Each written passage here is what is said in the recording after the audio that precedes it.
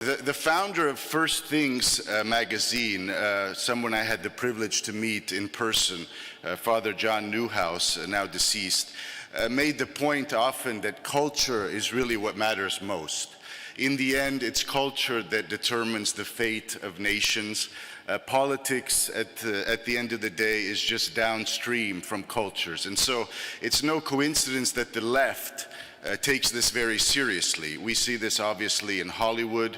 We see this in their interest in educating our children. They realize that ideas matter.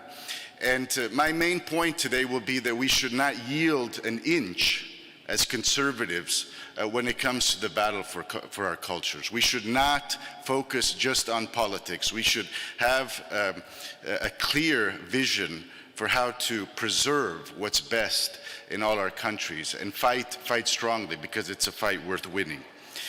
The English historian Christopher Dawson is an intellectual hero of mine.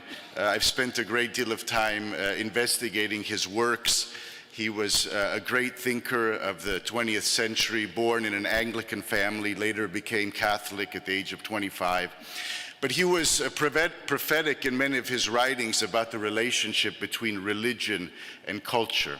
He was convinced that what was happening in Europe, this secularization and this separation of religion from culture, meant that in the future, ideology would replace the traditional role of religion in our societies. And in many ways, this is happening.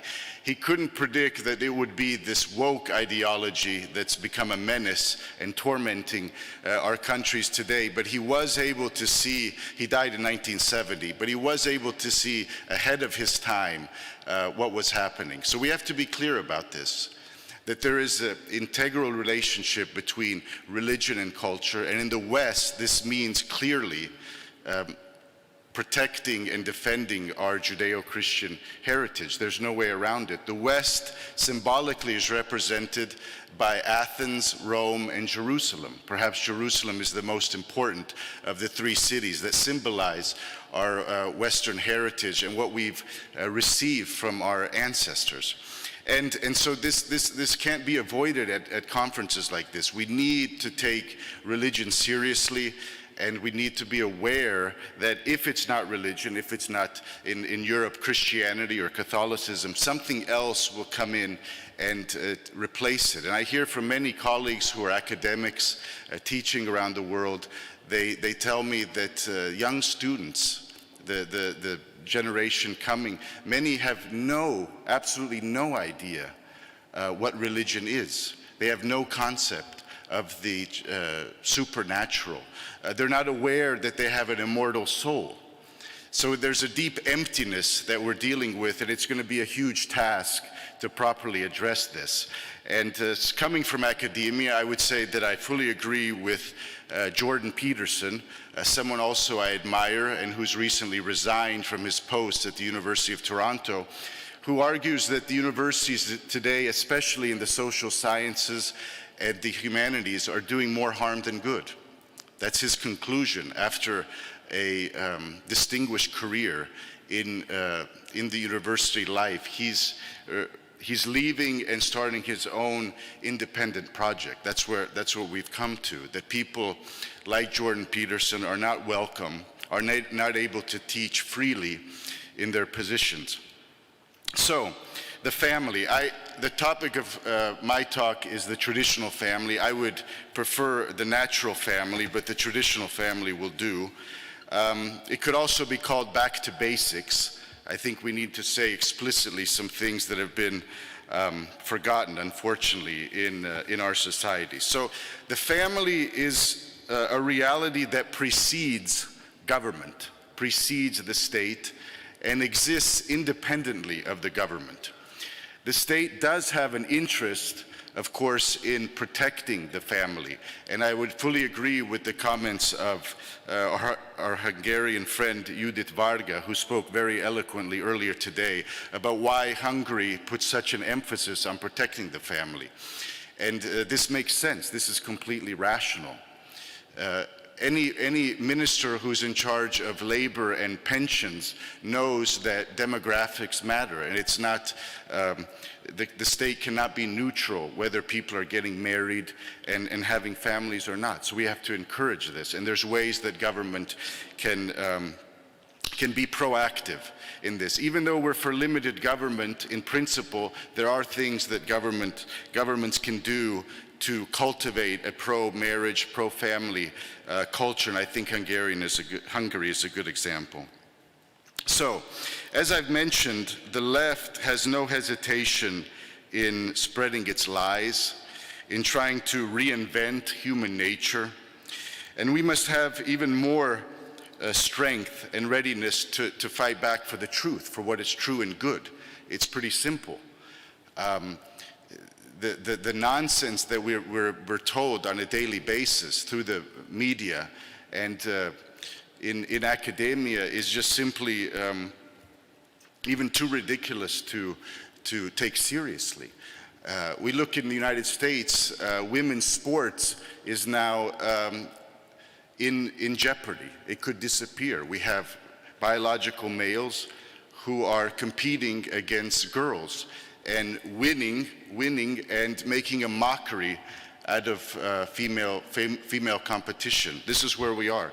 Now, I mention this when I talk to my students who are already young adults. They can process this and they're able to critically think through these notions and these ideas, and they quite easily and quickly reject gender theory. But the problem is that the gender theory, this poison, this toxic ideology is entering our elementary schools. Children at the age of 6 or 7 are not able to process this information properly. And I would say, as a parent for children, I would say in a way it's an emotional, at least an emotional abuse of these children to be indoctrinating them with these ideas at such an early age. And parents cannot afford to be silent. They cannot afford to be silent. They must speak up. Now, Ellen mentioned this referendum in Croatia. I think it's worth briefly explaining what happened. So I was involved in a major grassroots initiative in 2013, which forced a hostile government at the time to hold a national referendum, a national vote, on whether marriage should be defined in the Croatian constitution as a union between one man and one woman. This was shortly after we had joined the EU, so there were many people observing this with intense interest. In the end, the vote was held, this referendum, on December 1st, 2013. It passed 2-1. There was a 67% majority which favored this, and now we have this in the Constitution. I got a call the next morning from a New York Times correspondent who was writing about this, and I was happy to give him my comments. And the headline, I won't bore you with this, but it was interesting how the New York Times could distort such a clear result of a referendum. But it was breaking the narrative.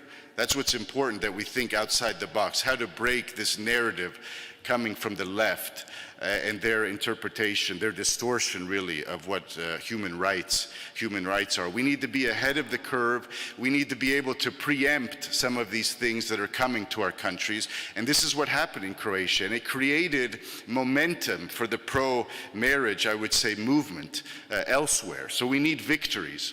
And we were able to achieve this in Croatia. It was a severe blow, I would say, to the left. And they started to invest and spend even more money in financing these leftist NGOs and other troublemakers who are still going about their business in Croatia. But it's a fight.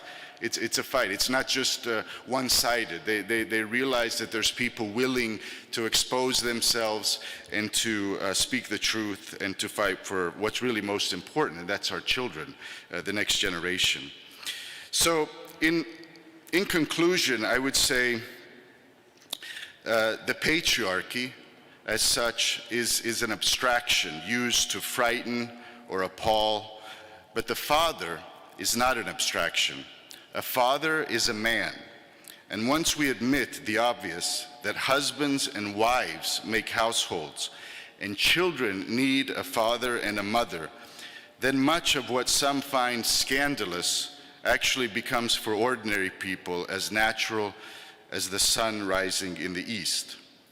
We must ask ourselves, how do we cultivate virtue if we don't know what the family is? Now, these are basic truths, but I think we need to repeat them and be able to repeat them very publicly, very loudly, whenever we can. It's necessary. Ladies and gentlemen, the conservative movement, in my view, must be unapologetically pro-life and pro-family. We must not yield an inch.